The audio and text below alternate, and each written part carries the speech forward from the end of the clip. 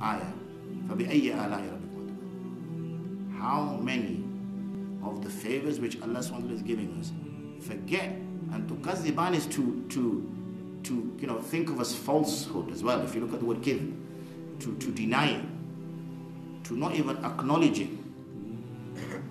First, we have to try to acknowledge that Allah SWT has given us a ni'mah. Unfortunately, we don't acknowledge it in the first place. Never mind then appreciate it or try to understand it. And if we deny His favors, then every single favor we will be accountable for.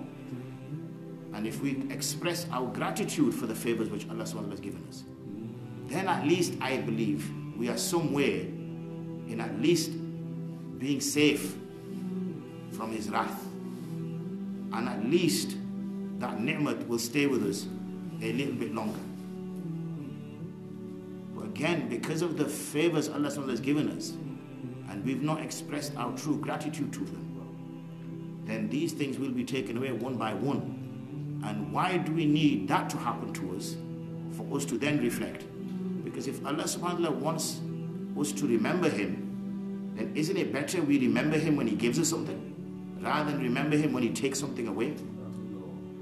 So it's better that whenever Allah SWT is giving us anything, is to do shukr. Say, Alhamdulillah, that you give us this. Even if we sat here all night and said, Alhamdulillah, we still would not fulfill what Allah SWT has given us, Once we understand what Allah SWT has given us first, then there'll be a sense of appreciation. When there's a sense of appreciation, then we're understanding our true ubudiyah, our true slavery, as to how much of a master Allah SWT is and how great He is. And this in itself, why do we say Allahu Akbar? We say these Arabic words, but what are we saying? Allahu Akbar. Allah is the greatest. What do we mean by that? Greatest in what?